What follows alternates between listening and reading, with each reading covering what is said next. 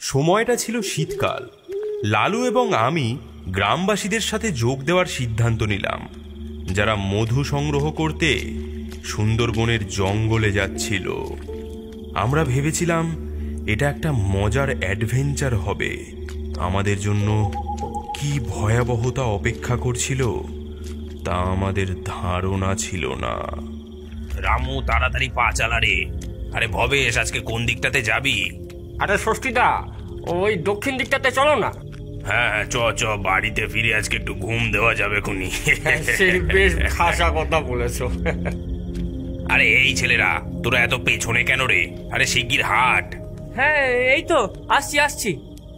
ছোটবেলা থেকেই লালু আমার সবচেয়ে ভালো বন্ধু। আমরা যেখানেই যাই দুজনে একসাথেই যাই।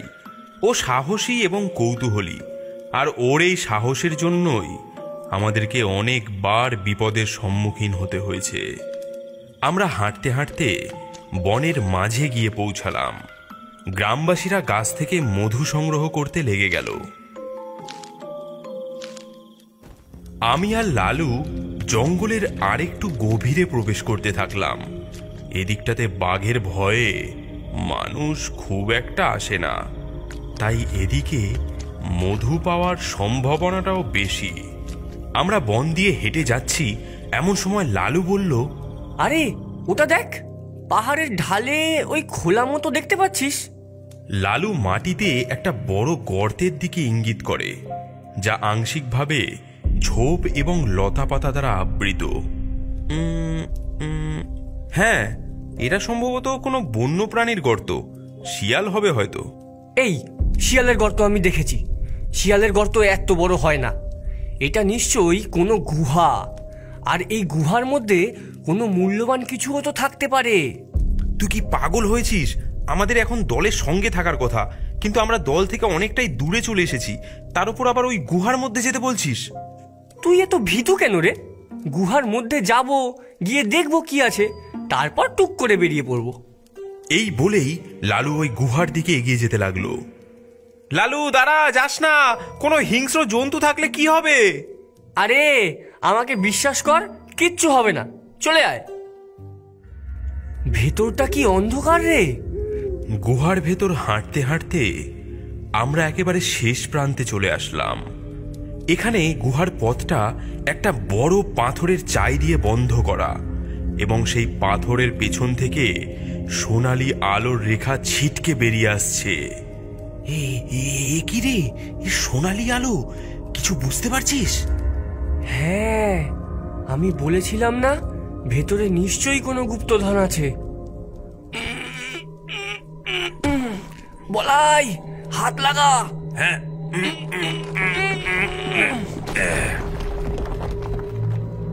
ভেতরে তো সাপও থাকতে পারে রে। ভেতরে কি আছে সেটা দেখার একমাত্র উপায় আমাদের ভেতরে প্রবেশ করা। মশালটা জ্বালিয়ে নে বলাই, আর আমার পেছন পেছন আয়। এটাই ছিল আমাদের জীবনের সবচেয়ে বড় ভুল। আমাদের কখনোই ওই গুহাতে প্রবেশ করা উচিত হয়নি।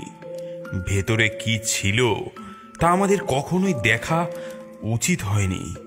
আমাদের কখনোই মূর্তি ও তার অনুগামীদের বিরক্ত করা উচিত হয়নি। এরপর আমি আর লালু একটা বড় গুহায় প্রবেশ করলাম। আমাদের মনে হচ্ছিল আমরা যেন আলীবাবা 40 চোরের গুপ্তধনের ভাণ্ডারের খোঁজ পেয়ে গেছি। আমরা দেখলাম চারিপাশে বড় বড় সিন্ধুকে ভরা সোনার মুদ্রা এবং অলংকার ঝলমল করছে। কত বড় বড় দানবের মতো জীবের সোনার মূর্তি। গুহার মাঝে একটি পাথরের বেদির উপর একটি ভীষণ বিশ্রী এবং কুৎসিত মূর্তি। মূর্তিটির যেন একটি চোখ নেই, গলায় হাড়ের মালা, এক হাতে একটি অস্ত্র আর এক হাতে মানুষের খুলি ধরা। সেই মূর্তির সামনে কিছু হাড়িকাঠ সাজানো, যেন বহু বছর আগে প্রাণী বা মানুষদের এই দেবীর কাছেই উৎসর্গ করা হতো। কি দারুণ এই জায়গাটা! দেখ, একদম অবিশ্বাস্য। আর মাঝের ওই মূর্তিটা কত ভয়ঙ্কর! ভয় পাস না, ওটা শুধু শিল্প। কেউ নিশ্চয়ই অনেক আগেই এটা তৈরি করেছে। কিন্তু কেন?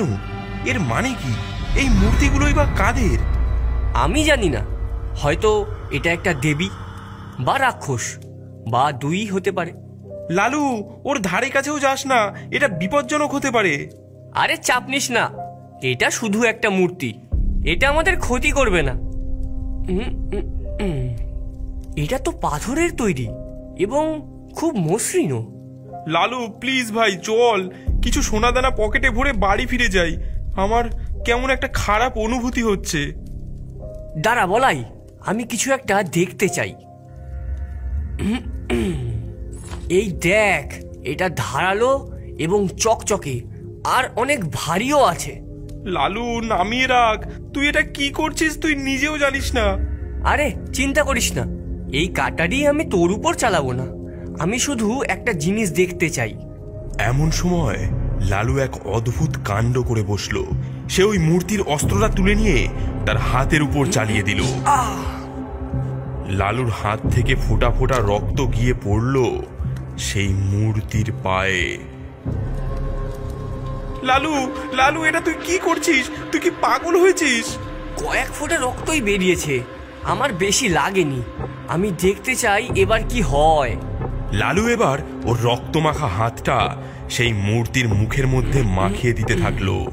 আজ আমি নতুন ইতিহাস তৈরি করতে চলেছি। সেই মূর্তিটির মুখে রক্ত লেগে মূর্তিটি আরো ভয়ঙ্কর দেখতে লাগলো। এমন সময় হঠাৎ শুনতে পেলাম এক তীব্র অশুভ গর্জন। দেখলাম মূর্তিটির একটি চোখ উজ্জ্বল হয়ে উঠেছে এবং সেই চোখ থেকে বেরিয়ে আসা আলো পুরো গুহাটাকে আরো বেশি আলোকিত করে তুলেছে।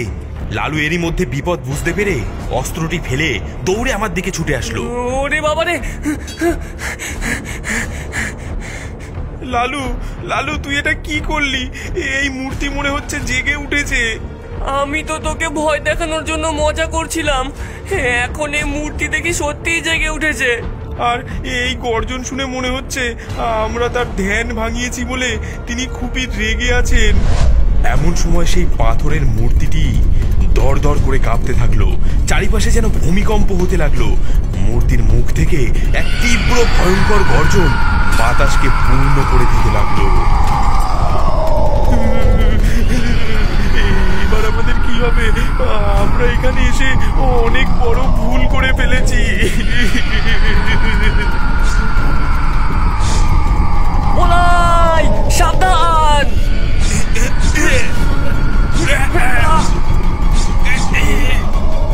পালা লালু পালা, নয়তো মরতে হবে। কোথায় কোথায় পালাবো? যে কোনো জায়গায়, শুধু এই মূর্তির থেকে দূরে।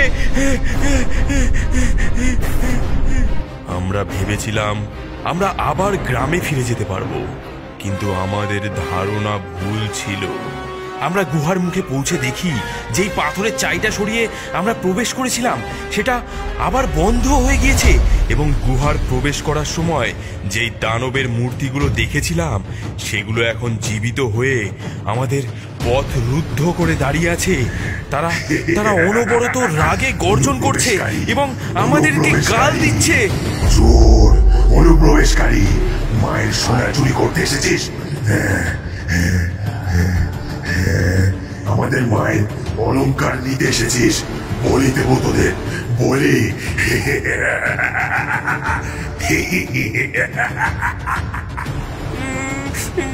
বলাই, এরা কারা? এরা মনে হয় ওই মূর্তিরই অনুগামী, যারা এই মূর্তিটি পুজো করত।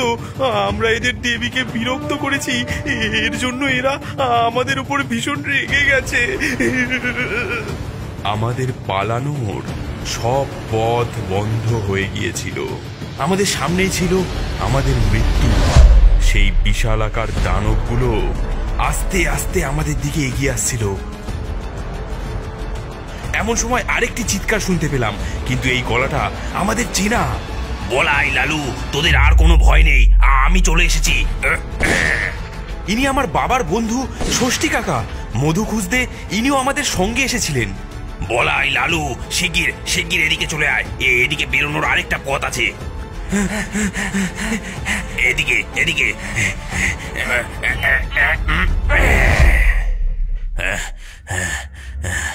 অনেকক্ষণ ধরে তোদের দেখতে পাচ্ছিলাম না বলে এই বন জঙ্গলে কোথায় গেলি জোয়ান রক্ত।